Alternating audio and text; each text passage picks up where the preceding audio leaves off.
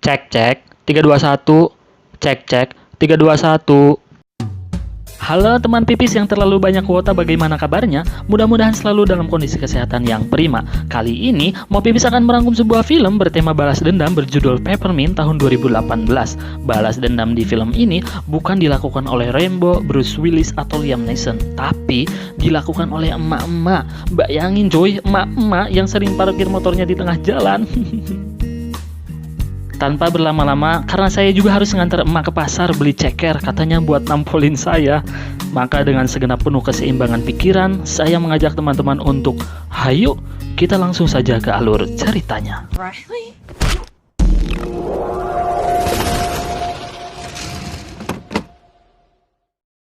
Film dibuka dengan memperlihatkan adegan mobil bergoyang yang menurut kalian itu adalah pengeboran, tapi bukan saudara. Di dalamnya terdapat seorang ibu-ibu yang tengah menghajar seorang pria dan menembaknya dor.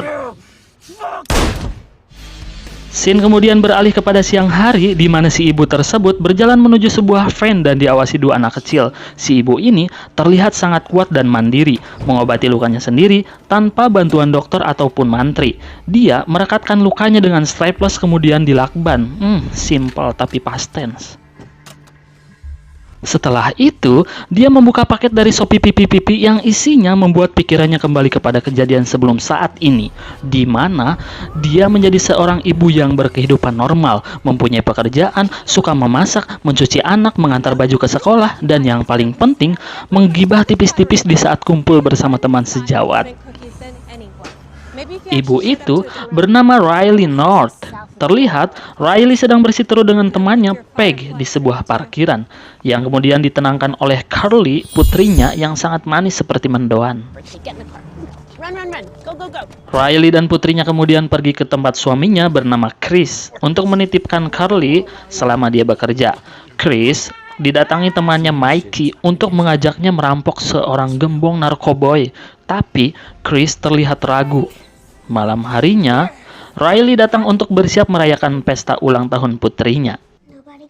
Tetapi teman-temannya tidak ada yang datang. Carly pun terlihat sedih. Ternyata itu semua ulah Peg yang mengundang semua teman sekelasnya datang ke pesta dadakan di rumahnya. Karunya anjir si Neng Carly. Untuk menghibur Carly yang sedang ulang tahun, Riley dan Chris mengajaknya ke karnaval Natal dan bermain semua wahana. Kalau di kita mah pasar malam atau pasar kaget, hiburan rakyat kayak gitulah modelnya. Ketika akan berangkat, terlihat Chris menelpon Mikey menolak ikut terlibat dalam perampokan yang telah direncanakan dan diawasi oleh seorang pria yang memakai singlet. Di sisi lain, Mikey ternyata tertangkap oleh gembong narkoboy yang akan dirampoknya. Dia bernama Diego Garcia dan langsung menebas Mikey. Muncrat anjir.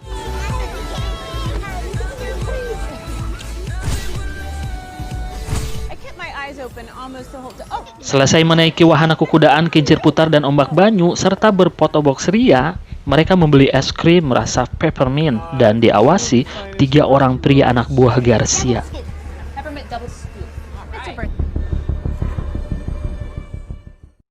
Riley kembali lagi untuk mengambil serbet, sementara itu suami dan putrinya diberondong peluru oleh 3 orang tadi. Riley pun tidak luput dari penembakan tersebut, tapi beruntung dia selamat walaupun harus terluka di bagian kepala. Sementara Chris dan Carly tewas seketika.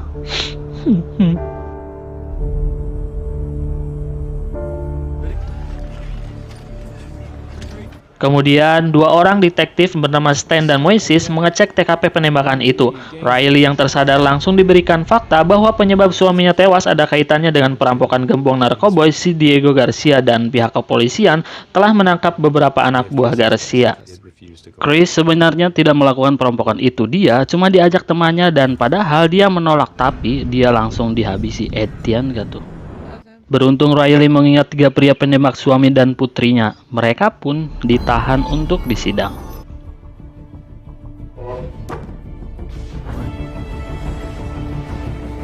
Moises mengingatkan Stan untuk tidak berurusan dengan Garcia, karena detektif yang dulu pernah menangani kasus Garcia pun ditemukan tewas mengenaskan. Mendingan cari kasus lain. Pokoknya mah ulah macam-macam jeung si eta mah.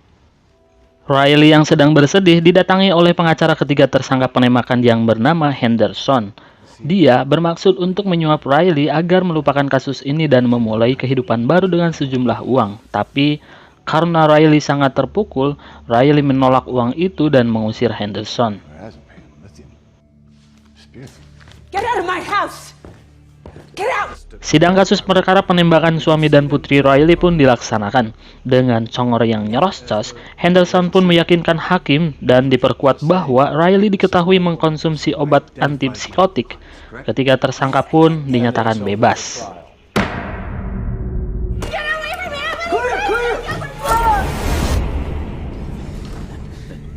Riley yang cedera karena membenturkan kepalanya sendiri seperti kalian kalau kehabisan kuota, dibawa untuk dipindahkan ke tempat penanganan mental, tapi Riley menolak dan melarikan diri.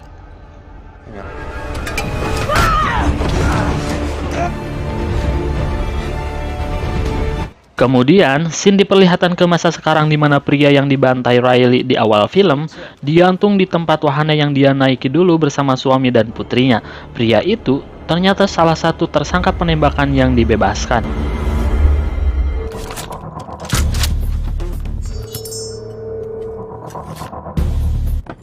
Riley yang sudah bersiap dengan banyak senjata kemudian meninggalkan sarangnya menuju suatu tempat.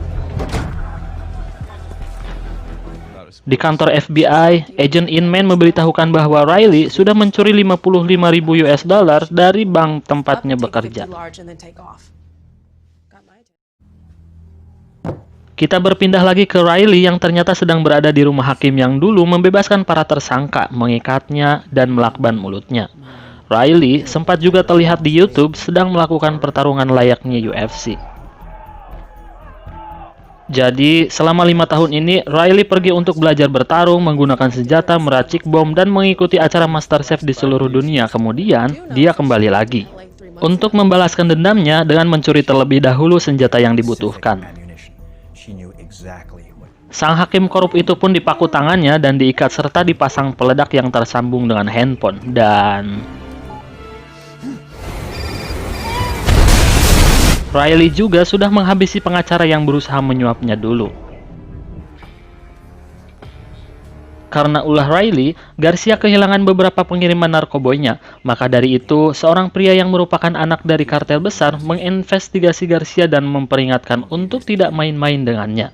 Pria itu pun berkata, "Cikaracak ninggang batu laun-laun jadi legok, tai cak-cak ninggang huntu, lila-lila mah dilebok, lebok usia." Di perjalanan, Riley menemukan seorang ayah yang kasar kepada anaknya. Dia memperingatkan untuk jangan bersikap buruk terhadap anak dan jangan pernah mabuk-mabukan lagi.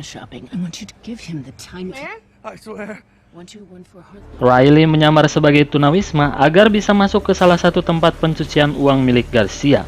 Kedua penjaga bisa ditaklukkan dengan sangat mudah. Kemudian, dia lanjutkan penyerangan ke dalam ruangan. Baku tembak pun tak terelakkan.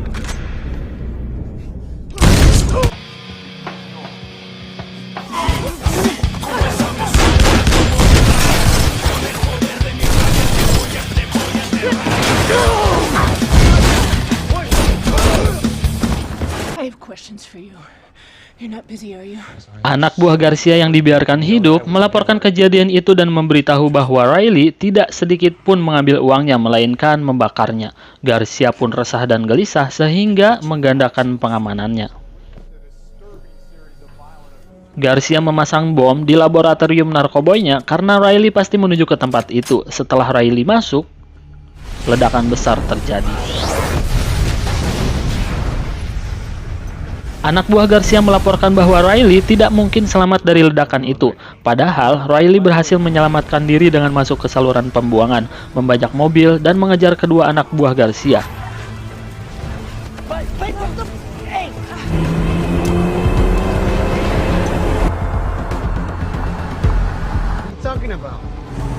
Akhirnya, kedua anak buah Garcia berhasil dilumpuhkan. Kemudian masuk ke markas Garcia dengan tipuan mobilnya. Riley menyelinap dan membantai semua pengawal Garcia. Anjir, mantap ini. Kayak Sofia, partnernya John Wick 3 yang bawa anjing itu.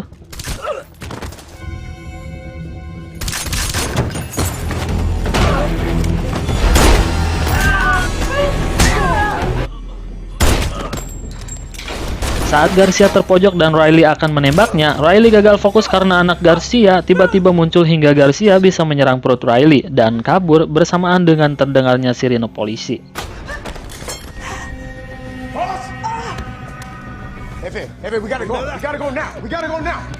Dengan tertatih-tatih, Riley pergi ke rumah Peg yang dulu menggagalkan acara ulang tahun anaknya karena kebetulan dekat dengan posisinya, menghajarnya, mengikat serta mengintimidasinya hingga ia histeris. He left, okay?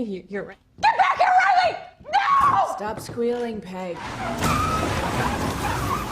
Moises yang berada di TKP tidak bertemu dengan Stan. Moises pun mencurigai ada hal yang janggal dengan si Stan. Benar saja, ternyata Stan selama ini bersekongkol dengan Garcia, membunuh agent Inman yang berhasil menemukan sarang Riley. Kemudian melaporkan kepada Garcia posisi tempat tersebut. Garcia yang datang dengan semua anak buahnya mencari keberadaan Riley. Riley yang mengambil walkie-talkie dari anak buah Garcia mengancam agar mereka semua pergi dari tempat itu dan menyerahkan Garcia atau mereka semua akan dia binasakan. Or so help me God, I will. Riley mengatakan bahwa dia akan menembak Garcia tepat di wajahnya, hingga Garcia yang mendengarnya merinding bulu kumis. I'm gonna shoot you in your fucking face.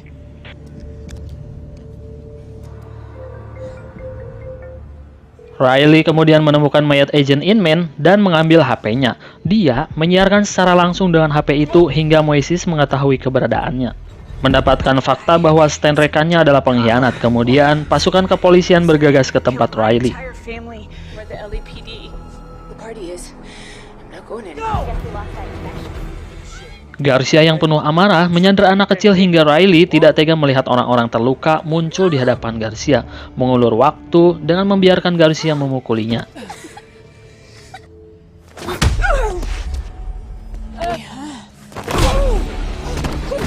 Saat tinju dilayangkan, Riley pun berkata, "Pukulanmu sangat getek sekali." You're like a girl.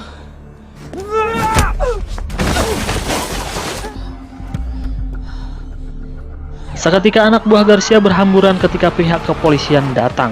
Stan pun ditembak Garcia karena menyangka telah mengkhianatinya. Halus, mamam tati mah panas.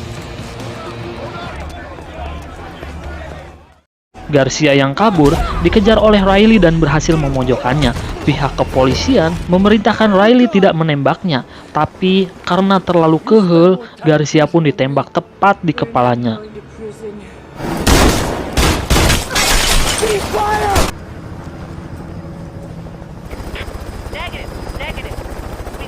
Keesokan harinya, pihak kepolisian menangkap Riley di makam suami dan anaknya, membawanya ke rumah sakit karena lukanya sangat parah. Riley, this isn't where the story ends.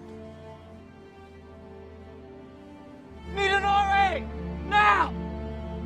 Berita di TV menyiarkan tentang sosok Riley yang menjadi pahlawan rakyat, menumpas para gangster, menghentikan peredaran narkoboy, dan menumpas begal. Walaupun hukum tetap menyatakan bersalah karena perbuatannya.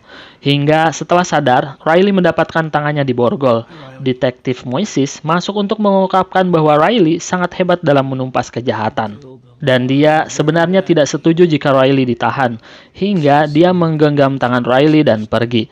Ternyata secara diam-diam, Moises memberikan kunci borgol agar Riley bisa meloloskan diri dan film pun berakhir. Gimana filmnya? Mantap kan?